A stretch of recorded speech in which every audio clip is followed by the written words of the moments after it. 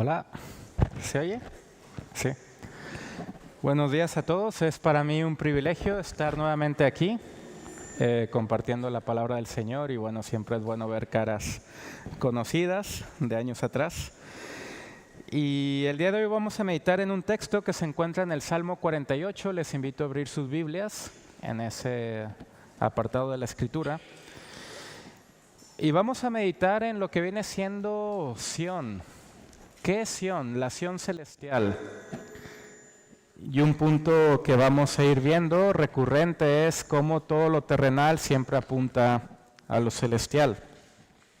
Siempre es bueno, antes de empezar, poner el libro en su contexto. El libro de los Salmos realmente es una colección. Realmente no tenemos un orden específico. Tenemos salmos escritos por David, por Moisés. Hay un orden completamente que no se sabe a día de hoy. El rabí Eliezer, contemporáneo del apóstol Pablo, dijo que el que supiera aclarar el orden de los salmos, esa persona se puede levantar y hacer milagros. Lo que sí sabemos es que es una colección de 5 libros. Y así como Moisés nos entrega 5 libros de la ley, vemos que los salmos son una compilación, una colección que refleja una adoración y una oración a esa ley que ha dado Moisés. Los Salmos es una pequeña Biblia, decía Martín Lutero. Calvino decía que es una anatomía de todas las partes del alma. Y este salmo que vamos a meditar es un salmo que está compuesto por los hijos de Coré. Tenemos 11 salmos escritos por ellos, algunos salmos bastante conocidos, por ejemplo el Salmo 42 que dice: como el ciervo brama por las corrientes de las aguas, así clama por ti, oh Dios, el alma mía. Salmo 48, en el cual vamos a meditar, el verso 14 dice: porque este Dios es Dios nuestro, eternamente y para siempre, Él nos guiará aún más allá de la muerte. El Salmo 84, cuán amables son tus moradas, oh Jehová de los ejércitos. Anhela mi alma y aún ardientemente desea los atrios de Jehová. Mi corazón y mi carne cantan al Dios vivo, aún el gorrión halla casa y la golondrina nido para sí, donde ponga sus polluelos cerca de tus altares, oh Jehová de los ejércitos, Rey mío y Dios mío. Este es un salmo de los hijos de Coré, una familia sacerdotal, una familia de levitas que David, cuando hace la reforma religiosa, impone que este grupo, esta familia, tenga una única labor en su vida, que es ministrar musicalmente en el templo. Vemos que la música también forma parte importante del pueblo de Dios. Y en este salmo vamos a meditar en 3 puntos principales. El primero es Dios en Sión, versos del 1 al 3.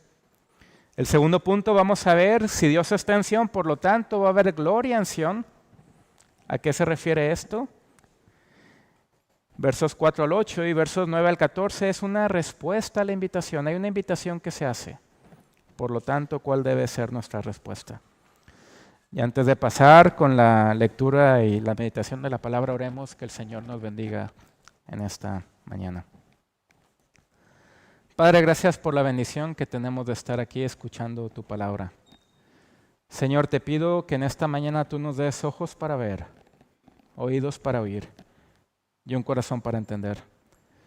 Te pido, Padre, que sean gratos los dichos de mi boca y la meditación de mi corazón delante de ti.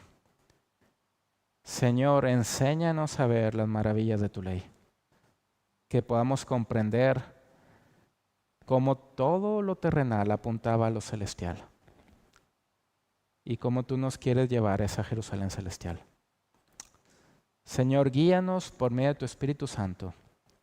Te lo pedimos en el nombre de tu Hijo Jesús. Amén.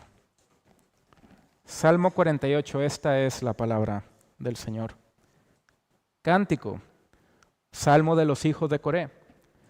Grande es Jehová y digno de ser en gran manera alabado, en la ciudad de nuestro Dios, en su monte santo. Hermosa provincia, el gozo de toda la tierra, es el monte de Sión a los lados del norte. La ciudad del gran rey, en sus palacios Dios es conocido por refugio.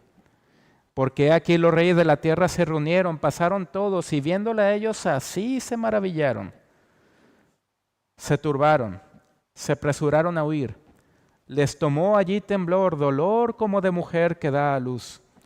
Con viento solano quiebras tú las naves de Tarsis. Como lo oímos, así lo hemos visto. En la ciudad de Jehová de los ejércitos, en la ciudad de nuestro Dios, la afirmará Dios para siempre. Nos acordamos de tu misericordia, oh Dios, en medio de tu templo. Conforme a tu nombre, oh Dios, así es tu loor hasta los fines de la tierra. De justicia está llena tu diestra. Se alegrará el monte de Sión, se gozarán las hijas de Judá por tus juicios. Andad alrededor de Sión y rodeadla. Contad sus torres. Considerad atentamente su antemuro. Mirad sus palacios para que lo contéis a la generación venidera. Porque este Dios es Dios nuestro, eternamente y para siempre. Él nos guiará aún más allá de la muerte. Amén. Aquí termina la lectura de la palabra del Señor. 3 puntos principales vamos a meditar y quiero que vayamos a una cuestión importante y fundamental y es la siguiente. Dios está en los detalles. Y el punto al cual nos quiere llevar el Señor es a recuperar el Edén, a recuperar el paraíso. Cuando vamos y lo recordamos, sobre todo en lo que viene siendo la Semana Santa, Jesús le promete al ladrón que está junto a él a la cruz lo siguiente: desde hoy estarás conmigo en el Edén. Y vamos a ver cómo la descripción del Edén apunta a una realidad espiritual trascendental. Les invito a ir conmigo a sus Biblias. Vamos a Génesis 2. Vamos a hacer un breve resumen de cómo todos los detalles van a relacionarse. Vemos a partir del verso 10 en este capítulo lo que viene siendo la descripción geográfica del lugar donde estaba el paraíso. Y esto lo podemos ver por la mención de los ríos que aparecen en estos versos. Vemos en el verso 10 cómo comienza: y salía de Edén un río para regar el huerto. Hay un jardín, hay un huerto en Edén. Y de ahí se repartía en 4 brazos. El nombre del uno era Pisón. Este es el que rodea toda la tierra de Ávila, donde hay oro. Y el oro de aquella tierra es bueno. Ahí también hay bedelio y ónice. Se nos menciona este río que va hacia la tierra de Ávila y se nos mencionan los metales preciosos. Este río realmente, de forma geográfica, podemos ver que es el Jordán. Y si vemos los metales, son los metales que aparecen en la descripción de la construcción del tabernáculo y del templo. De hecho, el sumo sacerdote tiene bedelio y ónice en su indumentaria. ¿Sí? Tiene también material de oro. Y aquí ya podemos empezar a vislumbrar algo a lo cual nos quiere llevar el Señor. Porque es importante la descripción de los lugares y de los materiales. El nombre del segundo río es Gihón. Este es el que rodea toda la tierra de Cus. Cus es Nubia, lo que está abajo de Egipto, el Sudán actual. ¿Y cuál es ese río? El Nilo. Entonces ya empezamos a ver que hay un río que se llama, que es el Jordán, otro que es el Nilo. El nombre del tercer río es Hidekel. Esto es el que va al oriente de Asiria. Esto es el Tigris. Y el cuarto río es el Éufrates. Y si vemos en un mapa, que tenemos aquí, varios, por la cuestión de las misiones, vemos que todos esos ríos conllevan o nos llevan a ver lo que es el próximo Oriente Antiguo, el comienzo de las civilizaciones. Y que en algún lugar de ahí, estaba el jardín del Edén. Vamos a Génesis 15, verso 18. Y este capítulo es trascendental. ¿Por qué? Porque Dios va a hacer un pacto con Abraham. Y este pacto que Dios va a hacer con Abraham conlleva una tierra que Dios va a dar a la descendencia de Abraham. Y fíjense lo que dice el verso 18. En aquel día hizo Jehová un pacto con Abraham diciendo: a tu descendencia daré esta tierra, desde el río de Egipto hasta el río grande, el río Éufrates. Y si podemos ver en un mapa otra vez, lo que hay entre el Éufrates y el Nilo, que es la tierra prometida, la tierra de Canaán. Dios quiere llevar a la descendencia de Abraham al comienzo de todo. Dios quiere llevar a la descendencia de Abraham al comienzo de todo. Éxodo 15, vemos que muchos siglos después, Dios saca a su pueblo con gran poder de la casa de servidumbre de Egipto. Y justo después de que hay el cruce del Mar Rojo, Moisés escribe este cántico donde apunta a una cuestión que iremos viendo una y otra vez en esta mañana. Moisés termina este cántico con las siguientes palabras en el verso 17 de Éxodo 15. Tú los introducirás y los plantarás en el monte de tu heredad, en el lugar de tu morada que tú has preparado, Jehová, en el santuario que tus manos, oh Jehová, han afirmado. Vemos que aquí Dios los va a llevar a un lugar que conlleva o que tiene un monte. Hay dos montes santos, uno es el Sinaí y otro es Sión. Ya empezamos a vislumbrar cómo la Biblia nos lleva a un punto principal, por qué Sión es fundamental. Tú los vas a introducir, los vas a plantar en el monte de tu heredad, en el lugar de tu morada que tú has preparado, oh Jehová, en el santuario que tus manos, oh Jehová, han afirmado. No solamente Dios los va a llevar a ese lugar, sino que los va a llevar a ese lugar que Dios mismo preparó como constructor. Fíjense las ideas que empiezan a surgir. En el mundo antiguo, al igual que hoy, los políticos quieren dejar una construcción para que las siguientes generaciones la vean y la contemplen. De hecho, es algo que vamos a ver más adelante en el Salmo. Hay una invitación: ven, mira las torres, mira los palacios. Y hay un gran constructor en el Nuevo Testamento, que es Jesús. Antes de ser bautizado por Juan, Jesús ya tenía un oficio. Y en Juan 14 dice: es importante que me vaya para prepararles un lugar. Fíjense cómo ya empezamos a ver esta cuestión a lo cual los quiero llevar. Lo terrenal apunta a lo celestial. Por eso ese lugar es importante bíblicamente. Por eso Jerusalén es fundamental. ¿Por qué?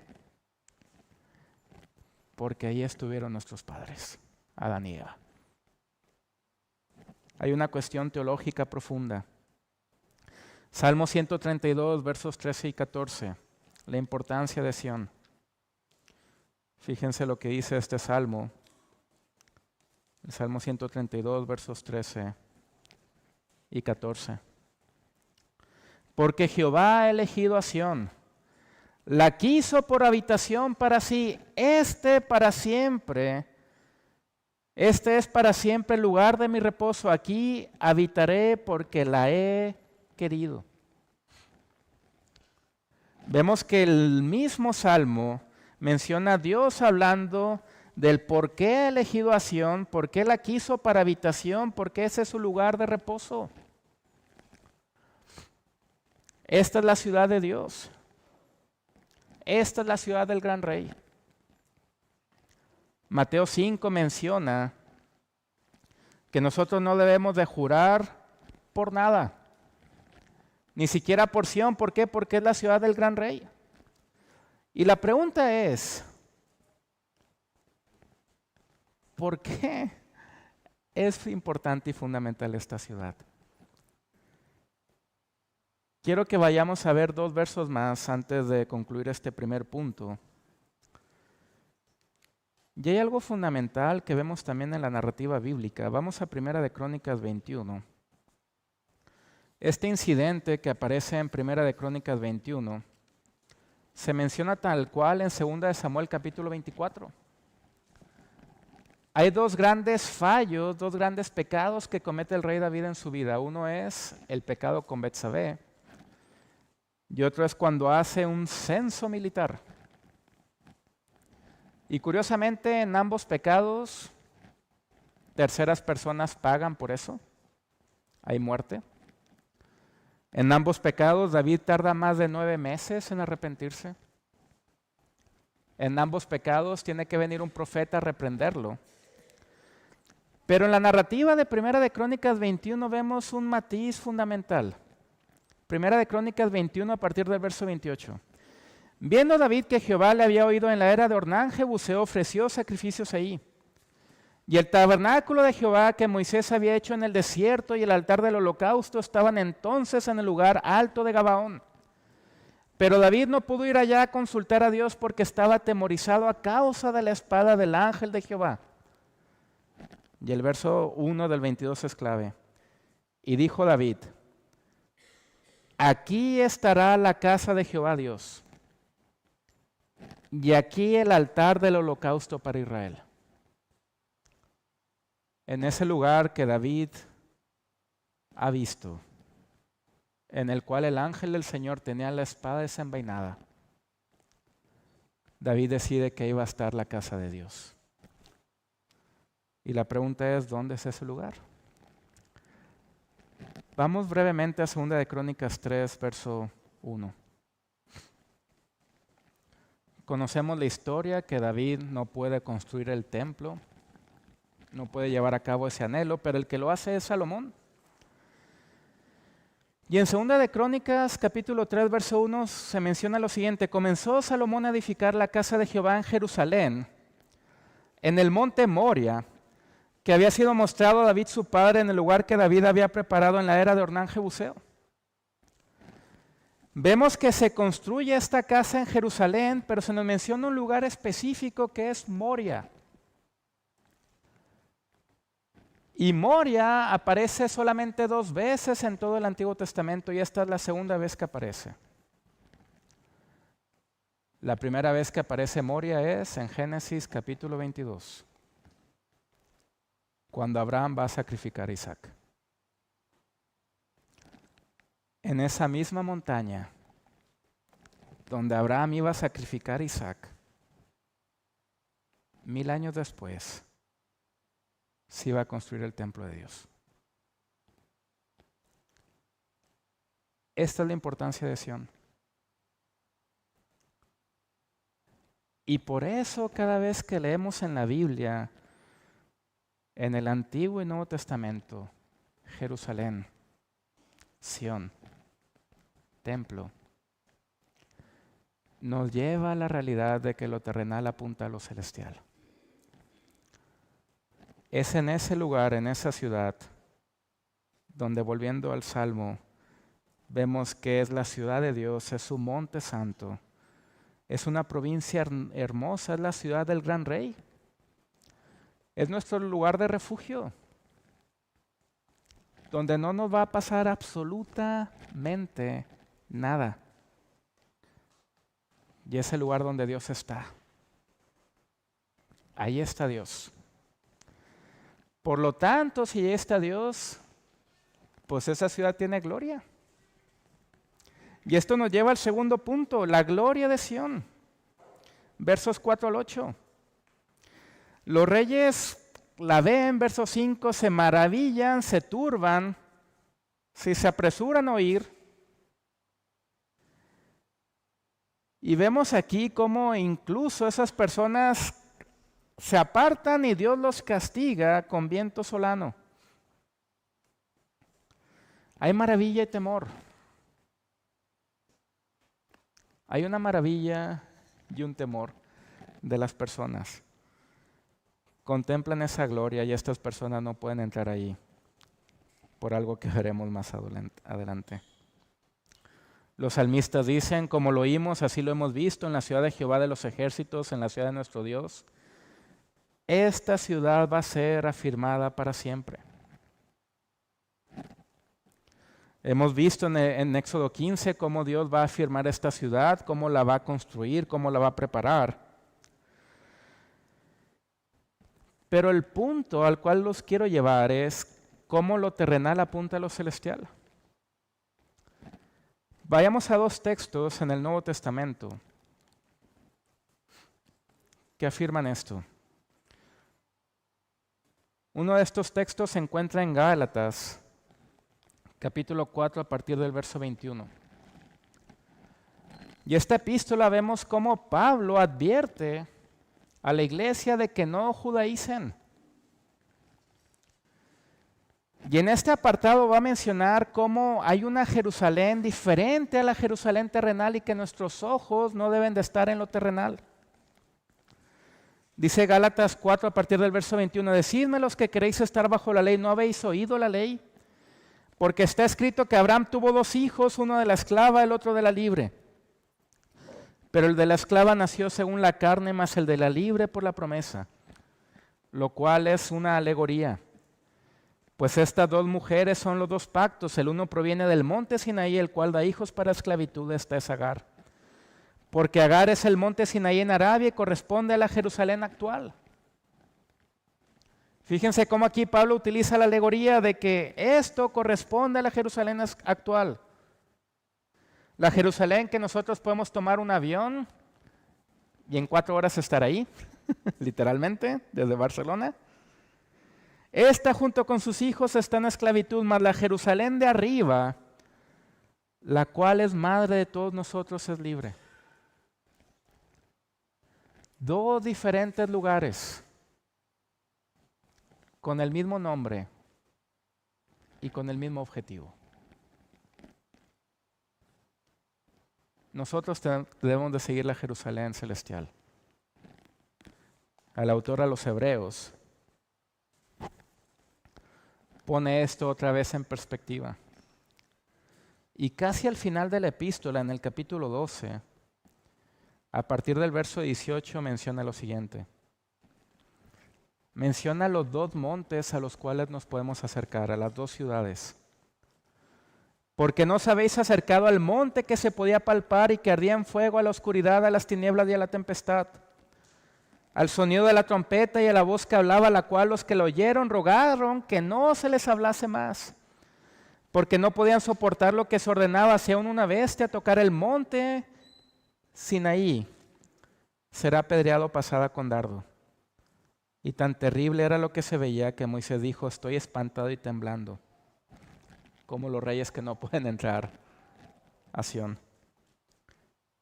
Verso 22, sino que os habéis acercado al monte de Sión, a la ciudad del Dios vivo, Jerusalén la celestial, a la compañía de muchos millares de ángeles, a la congregación de los primogénitos que están inscritos en los cielos, a Dios el juez de todos, a los espíritus de los justos hechos perfectos, a Jesús el mediador del nuevo pacto y a la sangre rociada que habla mejor que la de Abel. Nos hemos acercado a la Jerusalén celestial por la fe, a nuestro refugio, al lugar donde está Dios. Todo empieza a cuadrar. Hay un punto principal. Dios es el autor de la Biblia y nos quiere llevar a ese lugar. Y vemos cómo se hace una invitación. Y la invitación la vemos en los versos 9 al 14. Nos acordamos de tu misericordia, oh Dios, en medio de tu templo.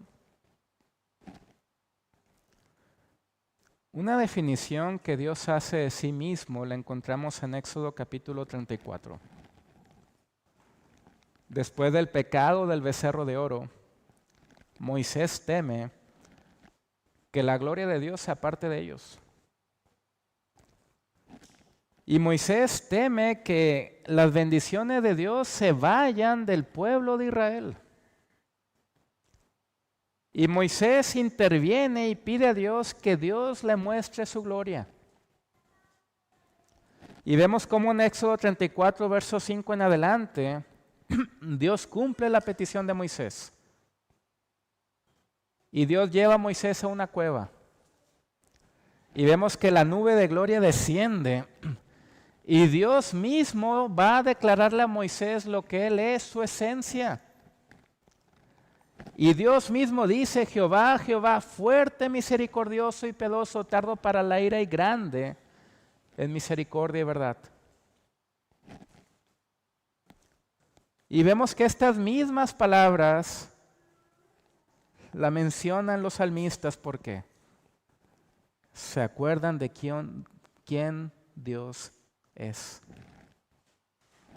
Verso 10, conforme a tu nombre, oh Dios. Este nombre que Dios le dio a conocer a Moisés. Este nombre que no debemos de tomar en vano. ¿Por qué? Porque contiene su esencia, lo que Él es. Un Dios que nunca tuvo comienzo. De hecho, si vamos a la narrativa del Éxodo, es esta cuestión del nombre el punto de inflexión en toda la historia. Dios se le aparece a Moisés y le dice: ve a Faraón y dile: Jehová me ha dicho que deje ir a mi pueblo para que me sirva. Y cuando Moisés va con Faraón, ¿qué dice Faraón? ¿Quién es Jehová? Y todas las plagas, toda la salida de Egipto, Dios lo hace, ¿por qué? Para que sepa Faraón quién es Jehová. Y sabrá Faraón quién es Jehová, sabrán los egipcios quién es Jehová. Tu misericordia conforme a tu nombre. Así es tu loor hasta los fines de la tierra. Cuando me invitó Mark, yo no sabía que ustedes iban a tener algo de misiones, pero fíjense cómo las cosas a veces pasan por un sentido, ¿sí? Y esto lo podemos ver incluso por el uso horario que tenemos en el mundo. En Asia, que van 7 horas adelante a nosotros, en Japón y en Corea, ya alabaron a Jesús. Ya alabaron a Dios. Ahora nos corresponde a nosotros y 7 horas después a la gente de Latinoamérica. Y si vemos el impacto de las misiones, cómo realmente se ha llevado el mensaje a todo rincón, a todo país, no pasa un solo minuto en el día donde el nombre de Jesús no sea alabado. Y así es el nombre del Señor, así es su alabanza hasta los fines de la tierra. De justicia está llena tu diestra. Se alegrará este lugar. Verso 11. Y vemos cómo en el Nuevo Testamento, cuando un pecador se arrepiente, hay fiesta en el cielo. Por lo tanto, es una fiesta continua. Todos los días hay un arrepentido. Y es algo que a veces olvidamos. La cuestión estética, la idea de la belleza que hay en la palabra. El apóstol Judas, en el penúltimo verso, en el libro que está antes de Apocalipsis, dice lo siguiente: y aquel que es poderoso para guardarnos sin caída y presentarnos delante de su gloria, ¿con qué? Con gran alegría. Tenemos un Dios que se alegra, una ciudad que se alegra, donde hay fiesta, donde hay un festín eterno. Y tenemos esa invitación de acordarnos de la misericordia, acordarnos del nombre del Señor, de alegrarnos. Y fíjense el verso 12 lo que dice: andad alrededor de Sión y rodeadla, contad sus torres. Considerad atentamente su antemuro, mirad sus palacios, para que lo contéis a la generación venidera. Hay una invitación no solamente a nosotros a que contemplemos Sión, que veamos esas torres, sino que nosotros lo contemos a los que vienen después.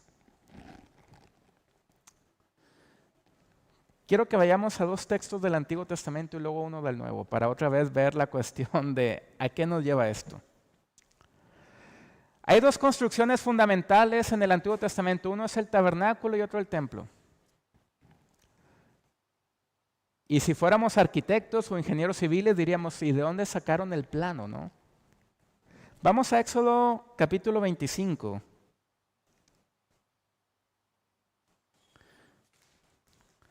Porque algo fundamental del templo es que el templo iba a estar colocado en medio de las tribus de Israel para simbolizar que la presencia de Dios en medio del pueblo. Vemos que la vestidura de los sacerdotes tienen bedelio y ónice, materiales que aparecen en Génesis, capítulo 2. Pero quiero que veamos 2 cosas fundamentales en este capítulo 25. Verso 9. Conforme a todo lo que yo te muestre, el diseño del tabernáculo y el diseño de todos sus utensilios, así lo haréis. Y verso 40, mira y hazlos conforme al modelo que te ha sido mostrado en el monte. Moisés no fue una persona que de repente se le ocurrió y dijo, voy a hacer algo muy bonito. Sino que Moisés está siguiendo, ¿qué? El modelo que Dios mismo le está dando para la construcción. Porque el simbolismo es la presencia de Dios en la tierra, por lo tanto, es un modelo del paraíso.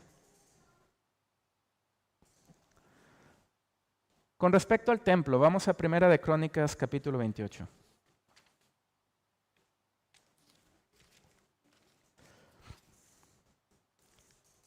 Aquí hay una faceta peculiar de David, David es todo lo que se puedan imaginar.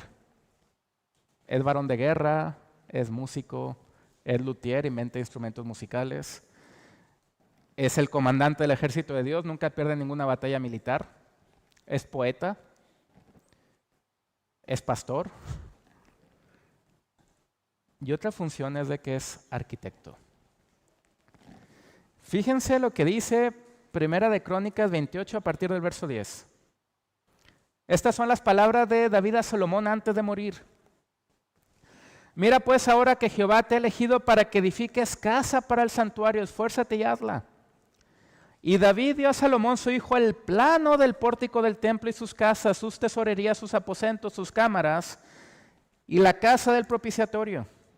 Asimismo el plano de todas las cosas que tenía David en mente para los atrios de la casa de Jehová, para todas las cámaras alrededor, para las tesorerías de la casa de Dios y para las tesorerías de las cosas santificadas.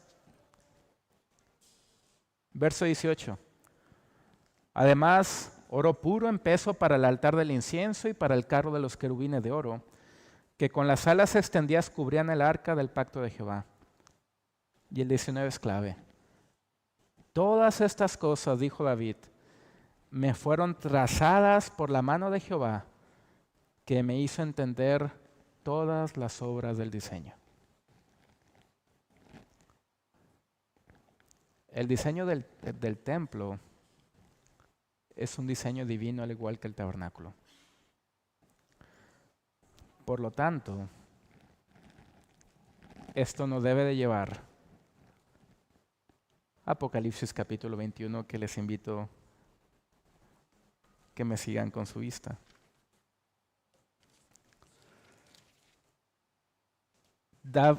El apóstol Juan ve esta visión. Y esta visión conlleva la descripción de la Jerusalén celestial.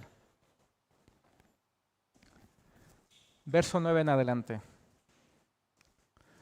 Vino entonces a mí uno de los 7 ángeles que tenía las 7 copas llenas de las 7 plagas postreras y habló conmigo diciendo, ven acá, yo te mostraré la desposada, la esposa del Cordero. Y me llevó en el espíritu a un monte grande y alto. ¿Se acuerdan que Jerusalén tenía un monte? Y me mostró la gran ciudad santa de Jerusalén que descendía del trono de Dios. teniendo la gloria de Dios, y su fulgor era semejante al de una piedra preciosísima, como piedra de jaspe, diáfana como el cristal. Se nos menciona la descripción de la ciudad. Verso 16. La ciudad se halla establecida en cuadro, y su longitud es igual a su anchura. Ahora, esto es importante porque tanto en el tabernáculo como en el templo, la única cosa o el único lugar que era igual en todos sus lados era ¿qué?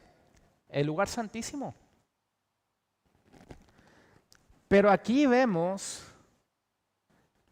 que la ciudad es igual en todos sus lados. ¿Qué quiere decir esto? Que el lugar santísimo se ha expandido y lo abarca todo. Y se cumple la profecía de que la tierra será llena del conocimiento de Jehová como las aguas cubren el mar. La ciudad santa es igual en todos sus lados. Vemos que hay muros, verso 18, el material de muro era de jaspe. La ciudad era de oro puro, semejante al vidrio limpio. Y los cimientos del muro de la ciudad estaban adornados con toda piedra preciosa. Se nos mencionan las piedras también que aparecen aquí. Las 12 puertas eran 12 perlas, esto quiere decir que el muro tenía 12 puertas. Cada una de las puertas era una perla y la calle de la ciudad era de oro puro, transparente como vidrio. Y no había en ella templo porque el Señor Dios Todopoderoso es el templo de ella y el Cordero. La ciudad no tiene necesidad de sol ni de luna que brillen en ella porque la gloria de Dios la ilumina y el Cordero es su lumbrera. Verso 25, sus puertas nunca serán cerradas de día, pues allí no habrá noche. Qué imagen, ¿eh? Lo terrenal apunta a lo celestial. Y en Apocalipsis ya no hay necesidad de templo. ¿Por qué? Porque la presencia de Dios está ahí. Ya no hay más edificación.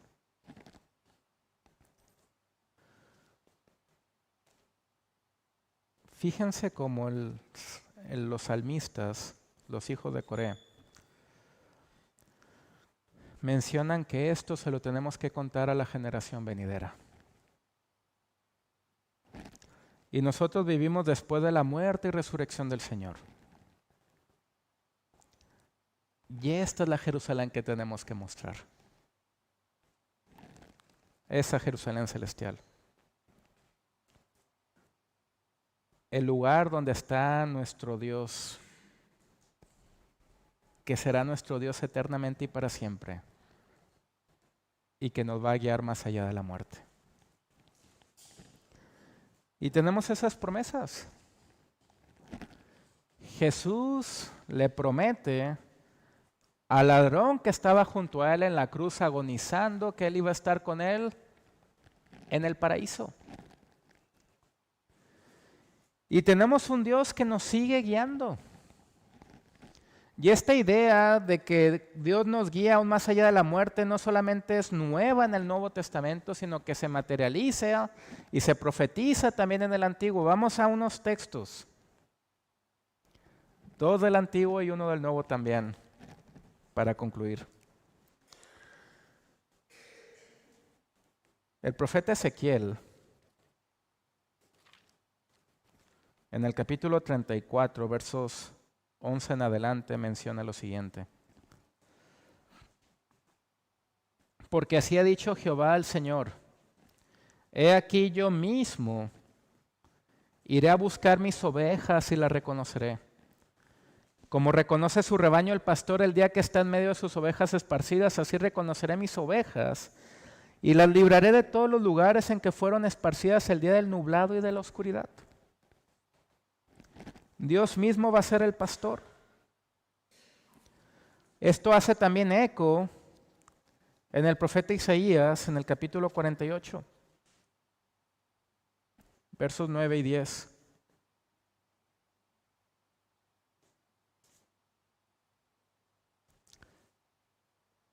Pero en Isaías 49, 9 y 10. Para que digas a los presos, salid, y a los que están en tinieblas, mostraos.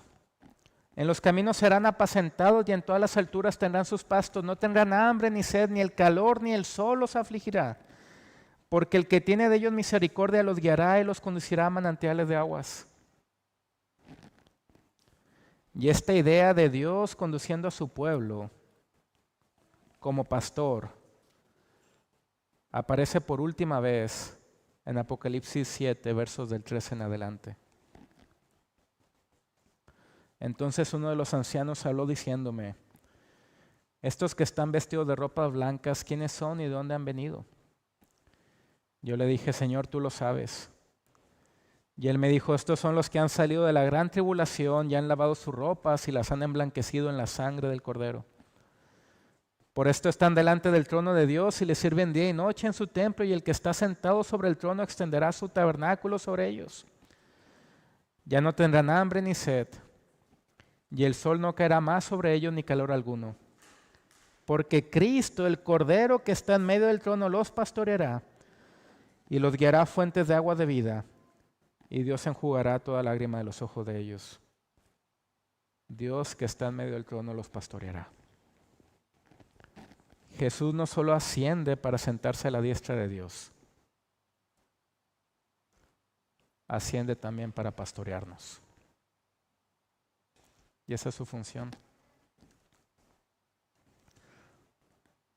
Lo terrenal apunta a lo celestial. Quiero terminar con una ilustración que está en un libro que es de C.S. Lewis, que se llama La Última Batalla. Y ese libro pertenece a la serie de las Crónicas de Narnia.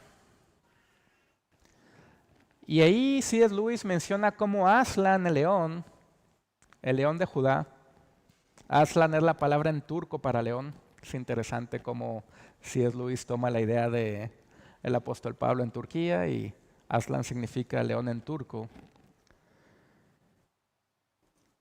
Aslan muestra dos Narnias. La Narnia terrenal y la Narnia celestial. Y después de la última batalla, C.S. Lewis nos describe o nos muestra el contraste entre las dos y lo que acontece en la Narnia celestial. Y menciona cómo Lucy o Lucía está ahora en la Narnia celestial. Y ellos no lo han pillado. Voy a leer lo que menciona C.S. Lewis. Entonces continuaron todos juntos, siempre rumbo al oeste, pues esa parecía ser la dirección que Aslan había querido indicarles cuando gritó: más arriba y más hacia adentro. Muchas otras criaturas se encaminaban lentamente en ese mismo rumbo, pero aquella tierra cubierta de hierba era inmensa y no se hacían aglomeraciones. Parecía ser temprano todavía y el frescor de la mañana se sentía en el aire. Seguían deteniéndose para mirar alrededor y para mirar hacia atrás, en parte porque todo era tan bonito, pero en parte también porque había algo que no lograban comprender. Apuesto que no hay un país como este en ningún lugar de nuestro mundo. ¿Has visto los colores? ¿No podrías conseguir un azul como el azul de aquellas montañas allá en nuestro mundo? Aslan dijo que usted no regresaría nunca a Narnia. Se refería a la Narnia en que tú pensabas. Pero esa no era la verdadera Narnia. Esa tenía un principio y un fin. Era solo la sombra o la copia de la verdadera Narnia, que siempre ha estado aquí y que siempre estará aquí. Igual que nuestro mundo, Inglaterra y todo lo demás es solo una sombra o una copia de algo en el verdadero mundo de Aslan. No tienes que llorar por Narnia, Lucy. Todo lo que importa de la antigua Narnia, todas las queridas criaturas han sido traídas a la verdadera Narnia a través de una puerta. Y por supuesto que es diferente, tan diferente como lo son una cosa real de una sombra o como el estar despierto lo es en el sueño. Pero mientras estaban en eso, un potente cuerno maravillosamente bajó Y sonó desde alguna parte dentro de aquel jardín amurallado, y las puertas se abrieron de par en par, de modo que todos entraron por las puertas de oro al delicioso aroma que les llegaba desde el jardín y a la fresca mezcla de luz del sol y sombra de árboles, caminando encima de un césped ligero enteramente salpicado de flores blancas. Lo primero que les impresionó a todos fue que el lugar era mucho más grande de lo que parecía desde afuera. Pero nadie tuvo tiempo de pensar en eso, porque de todas partes venía gente a recibir a los recién llegados. Lucy miró atentamente el jardín y vio que no era en realidad un simple jardín, sino un mundo entero, con sus propios ríos y bosques, y mar y montañas. Pero no le eran desconocidos, ella los conocía a todos. Ya entiendo, dijo. Esto es todavía Narnia y más real y bella que la Narnia que hay abajo, tal como esa fue más real y bella que la Narnia de fuera de la puerta del establo. Ya entiendo. Un mundo dentro del mundo, Narnia dentro de Narnia. La luz adelante se hacía más fuerte. Lucy vio que se elevaba frente a ellos una serie de acantilados de todos colores, semejantes a una escalera gigantesca. Y después se olvidó de todo, porque venía el propio Aslan saltando de acantilado en acantilado como una viviente catarata de poder y belleza. Y Aslan habló. Las clases han terminado, han comenzado las vacaciones, el sueño ha concluido, esta es la mañana. Y lo increíble es que esto no es nada comparado con la Jerusalén celestial que vamos a contemplar. La invitación sigue abierta. Esto tenemos que contárselo a la generación venidera. Que la generación venidera, al igual que nosotros, sepa que este Dios es Dios nuestro, eternamente y para siempre. Y que Cristo nos va a pastorear, incluso más allá de la muerte. Amén. Oremos. Padre, gracias por la bendición de haber escuchado tu palabra y te pido, Padre, por todos nosotros, que tú nos aumentes la fe. Somos personas frágiles. Y también, Padre, por esta iglesia, que siga siendo luz y sal y siga llevando más hijos a tu gloria. Ayúdanos, Padre, a pensar más en la Jerusalén celestial. Te lo pedimos todo, en el nombre de tu Hijo Jesús. Amén.